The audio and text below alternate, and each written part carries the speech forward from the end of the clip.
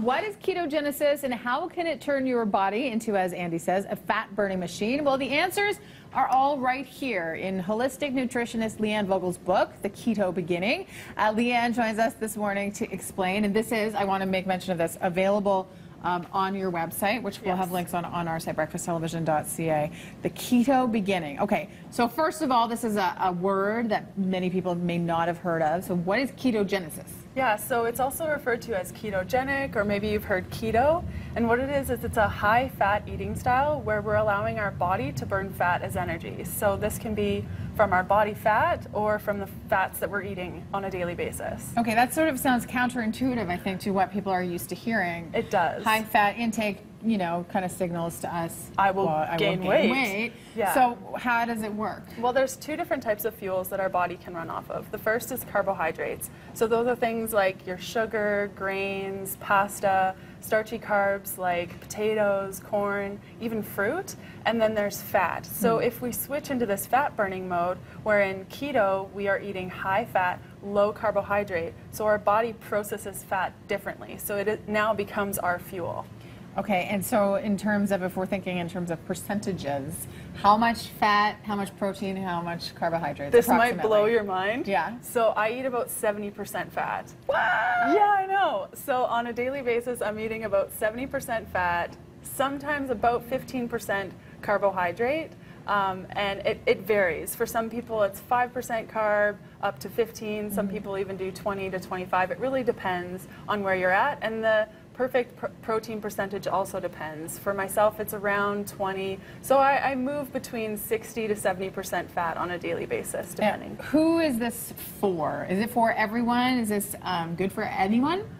Most people, I would say, you know, if you have some certain medical conditions like kidney issues, or maybe you're a diabetic, you should work with a medical professional in order to do that.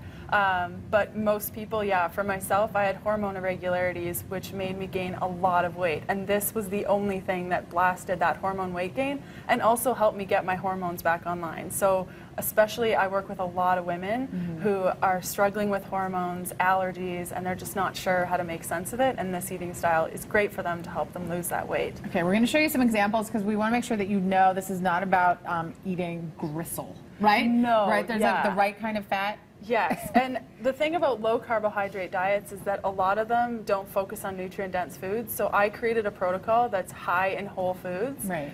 To make a whole foods-based approach. So we're going to go through some of that. Okay, let's start over here. So what are we saying? Yeah, so this is a fat coffee is what we call it, or a butter coffee. Maybe you've heard of bulletproof coffee.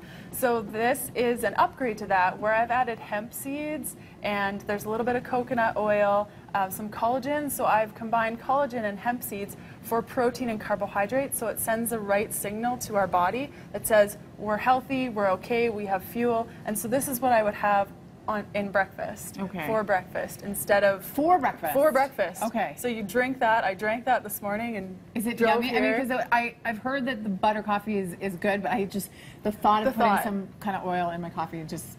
Yeah, it's freaky. Yeah. So this doesn't have butter in it because my approach is dairy-free, so it's coconut oil. And I always recommend, like, start off with a teaspoon in the morning, blend it up, see how you do, just in coffee. Yeah. And if you love, you know, your coffees in the morning, now you can make the excuse to drink your coffee. And you can also make it with tea if you're sensitive to caffeine. And so it keeps that signal going all through to lunchtime. You don't have to eat until 1 o'clock. Okay, that sounds amazing. Let's move on here. Yeah, so when you're first getting going with a high-fat eating style, I find people really want snacks. So this here is cacao butter wafers. So this is the fat from chocolate, dipped, dipped with almond butter. You can use seed butter if you have allergies, and then sprinkled with sea salt. So if you are craving, even if you are eating regular people food, you know, if you're craving something, try one of these and see how quick your craving goes away. It blasts it so fast. Okay, we have to move quickly through these. So flax, this is a flax cinnamon bun muffin made with just flax, eggs, avocado oil, so there's no flour. Right.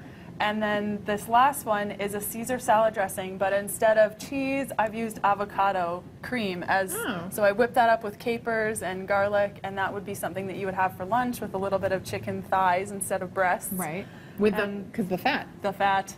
Eat the skins. Yum, yum. Really? Wow. Wow, Yeah. okay. There's an event we also want to fill you in on. Free public lecture at Community. It's tonight at 7 o'clock. This sounds really interesting, and this is just the tip of the iceberg. So yes. More information and links at breakfasttelevision.ca. Thank you so much. Nice to meet you.